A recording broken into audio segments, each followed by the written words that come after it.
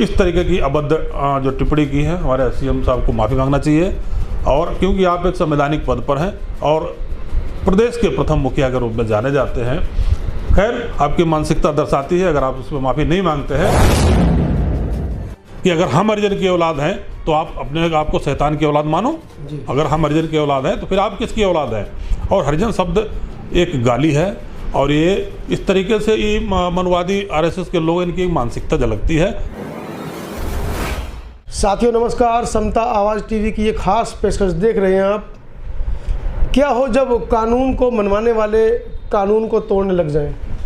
एक ऐसा ही मुद्दा इस समय चर्चाओं में है। दिवाली के मौके पर योगी आदित्यनाथ का एक बयान बड़ा वायरल हो रहा है, जिसमें वो कह रहे हैं कि कल मैं हरिजन बस्ती में गया, वहाँ पर अयोध्या में मैंने उनको तेल बांटा, मिठाइयाँ बांटी। मतलब उन्होंने जो हरिजन शब्द का प्रयोग किया वो कहीं ना कहीं एक अपने आप में न्यायालय ने उसको बैन किया है। और उसके बावजूद अगर एक सूबे का मुख्यमंत्री इस शब्द का प्रयोग करता है तो आम जनमानस में क्या इसका असर जाएगा, उसको लेकर हम चर्चा करेंगे। मेरे साथ उत्तर प्रदेश पूर्व प्रभारी बहुजन समाज पार्टी से एमपी आज़ाद है इस मुद्दे पर बात करने के लिए। आज़ाद साहब, कैसे देखते हैं इस पूरे मुद्दे को, जबकि इसी मुद्दे को लेकर बसपा सुप्रीमो ने जब शुरुआती दौर में थी तो उन्होंने इसी शब्द के ऊपर हंगामा किया था। सबसे पहले तो मैं बहुत बहुत धन्यवाद देता हूं समता आवाज़ टीवी के सभी दर्शकों को और पूरे देशवासियों को, क्योंकि अभी भी दिवाली का त्यौहार था और मुझे उम्मीद है कि बहुत बढ़िया सब लोगों ने मनाया। बहुत बहुत धन्यवाद देता हूं।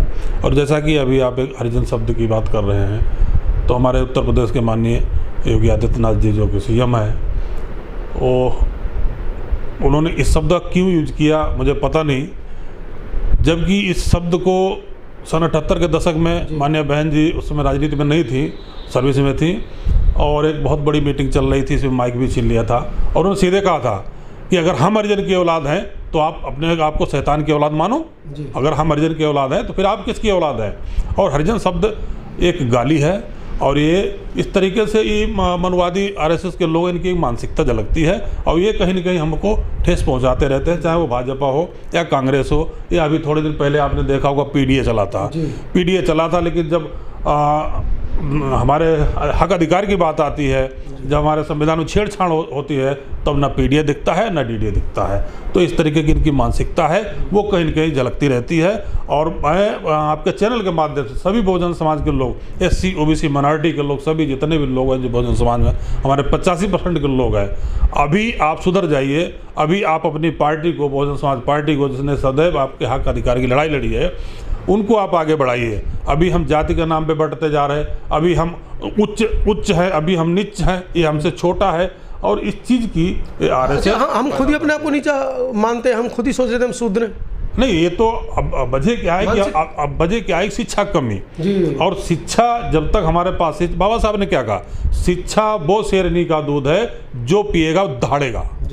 और ये शिक्षा से ही दूर वंचित कर रहे हैं। आज आप पूरे देश में देखिए, शिक्षा इतनी महंगी कर दी है कि आम आदमी स्कूल की तरफ जाना भी पसंद नहीं कर पा रहा। वो कोशिश तो करता है लेकिन उसकी एंट्री वहाँ नहीं है।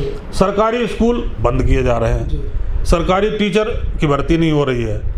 तो कहीं ना कहीं ये हमारी अर्थव्यवस्था लेके हमारी शिक्षा व्यवस्था के अंदर चोट मार रहे हैं। जैसे एमडीएम कांग्रेस गवर्नमेंट में आया था, मिड डे मील, एमडीएम एक सोची समझी रणनीति है, ये हमारी शिक्षा को कमज़ोर कर रही है। बच्चा सुबह जाता है स्कूल, सरकारी स्कूल में पढ़ने, कटोरा सकोला हाथ में लेकर जाता है और दोपहर खिचड़ी, बस खिचड़ी के चक्कर में दोपहर काटता है। दोपहर जैसे ही हुई खिचड़ी खाई, वो सीधे डूब हो जाता है। सारे मास्टर खिचड़ी बनाने में लगे रहते हैं, वो खिचड़ी बनाने में, वो खरीदने में बेचारे लगे रहते हैं। ये खरीद लाओ, वो खरीद लाओ। उधर प्रधान बैठा होता है, उधर और भी लोग अधिकारी बैठे होते हैं, तो वो पढ़ाएगा कब? वो पूरे दिन तो सब्जी खरीदेगा, पूरे दिन तो हिसाब करेगा। तो वो हमारी कहीं ना कहीं ये सोची समझी रणनीति कांग्रेस गवर्नमेंट की, तो उसमें एमडीएम चलाया था कि इनकी शिक्षा को कमज़ोर कैसे करें। उसको और बढ़ा दिया भाजपा ने, उन्होंने स्कूलें सीधे बंद कर दिए। तो उन्होंने उनका क्या फंडामेंटल है कि बेरोजगारी हटाने से बढ़िया है कि बेरोजगार खत्म कर दो। तो ये सिस्टम इनका है। और मैं तो आपके चैनल के माध्यम से कहना चाहता हूँ, इस तरीके की अभद्र जो टिप्पणी की है हमारे सीएम साहब को माफ़ी मांगना चाहिए। और क्योंकि आप एक संवैधानिक पद पर हैं और प्रदेश के प्रथम मुखिया के रूप में जाने जाते हैं, खैर, आपकी मानसिकता दर्शाती है, अगर आप उसमें माफ़ी नहीं मांगते हैं तो हम लोग तो पहले विपक्ष ने एफआईआर दर्ज कराने की पूरी तैयारी कर ली है। नहीं, एफआईआर दर्ज होगी, क्योंकि परम पूज्य बाबा साहब का संविधान चल रहा है, इसमें सबको हक अधिकार दिया गया है। एफआईआर होगी, एफआईआर होती रहेगी, सरकारें उनकी हैं, सरकारें उनकी हैं, एफआईआर होना, उस पर एक्शन होना मेन चीज़ है। एक्शन कितना? एफआईआर तो हजारों लाखों हैं, गरीब आदमी हर जगह मारा जा रहा है, तमाम बलात्कार हो रहे हैं, तमाम ऐसे ऐसे। अभी थोड़े दिन पहले आपने हाथरस में देखा था, हाँ, जिस कन्या को हम क्या नाम जो है देवी मानते हैं, उसको रात में जला दिया जाता है, मिट्टी के तेल डाल के जला दिया जाता है। ऐसे तमाम ऐसे शोषण हो रहे हैं, जो सरकारें बैठी है कान पर रखे हुए, कोई मतलब नहीं। अगर कोई गरीब आदमी सताया जा रहा है तो उसके लिए सबको खड़े हो जाते हैं। अगर कोई बड़ा आदमी हत्याएं कर रहा है, मर्डर कर रहा है, अभी पूर्वांचल में हुआ, अभी सीतापुर लखीमपुर में हुआ, सब अपराधी बाहर घूम रहे हैं। तो ये कानून के साथ खिलवाड़ कर रहे हैं, और ये जनता इनको जवाब 27 के चुनाव में देगी। अभी 9-10 तारीख में चुनाव बाई इलेक्शन आ रहा है, इसमें इन लोगों ने स्टैंड खड़ा किया है, तो पब्लिक सब समझ गई है। दोबारा आप यूपी में आए हैं, तिबारा आप भारत सरकार में आए हैं, लगभग 5 बार आपकी सरकार हो गई। अब अगर गलती करते हो तो वही आपका दशक हो जाएगा, कहीं 2 सीटें होंगी, कहीं 3 सीटें होंगी, इससे ऊपर नहीं होने वाला है। ये देश है, ये सब सुन रहा, जानता है। तो ऐसे में आपने एक स्कीम बनाई थी, बहुजनों चलो आर्थिक उन्नति की ओर, उसको लेकर आपने स्वाभिमान ड्रीम्स इंफ्रा प्राइवेट लिमिटेड भी लखनऊ में डाला है, तो क्या क्या उसके उपक्रम है, क्या क्या पूरा बताइए। देखिए, ये हमने एक आर्थिक आंदोलन चलाया, क्योंकि अब नौकरी सरकार तो दे नहीं पा रही, और ख़ास करके शेड्यूल कास्ट के, ओबीसी के जो पढ़े लिखे बच्चे हैं, जाति देख के नौकरी दी जाती, वो अपने लोगों भरते हैं, चाहे जिस आप जियो में उठा कर ग्रामीण क्षेत्रों में रह रहे हैं, संसाधन नहीं, उनके संसाधन नहीं है। तो मैंने एक ऐसा प्लेटफॉर्म बनाया, MLM के सिस्टम में डाला, स्वाभिमान ड्रीम्स इंफ्रा प्राइवेट लिमिटेड, जिसका ऑफिस आपका लालाबाग लखनऊ में है, और हम लोग प्लॉटिंग का काम करते हैं।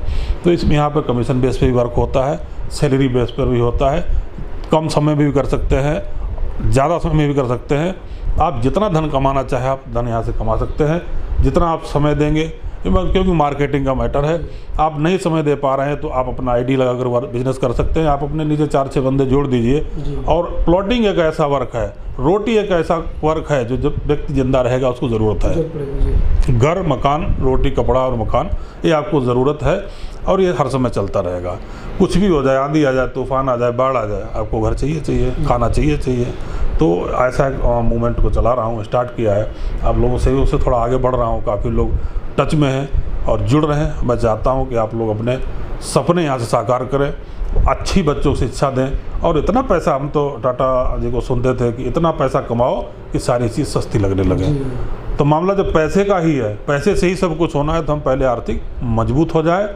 आप शिक्षा को भी ले सकते हैं, आप राजनीति में भी जा सकते हैं, स्वास्थ्य भी ले सकते हैं, सारा कुछ पैसे पर निर्भर करता है। तो वर्तमान में सबसे बड़े मुद्दे हरिजन शब्द को लेकर, जिस शब्द को लेकर बाबा साहब और गांधी जी में बड़ी बहस छिड़ी थी, उसको लेकर एक अखबार में उस समय सुर्खियों में भी जुड़ी थी कि हरिजन शब्द के ऊपर बाबा साहब ने क्यों ऐतराज़ जताया, और उसी शब्द को लेकर बाद में माननीय काशीराम साहब ने भी ऐतराज़ जताया, बहन कुमारी मायावती ने ऐतराज़ जताया, और आज पूरा देश ऐतराज़ इस बात का जता रहा है कि योगी आदित्यनाथ जो एक सूबे के सीएम हैं और पुनः सीएम बनने के सपने देख रहे हैं, और ऐसे वक्त में जब चुनाव सिर पर है, वो ऐसे शब्दों का प्रयोग कैसे कर सकते हैं। बहुजनों चलो आर्थिक उन्नति की ओर, गांव से शहर की तरफ बढ़ो, स्वाभिमान ड्रीम्स इंफ्रा प्राइवेट लिमिटेड का ये सपना, इस सपने को आप किस रूप में देखते हैं, कमेंट सेक्शन में ज़रूर बताइएगा।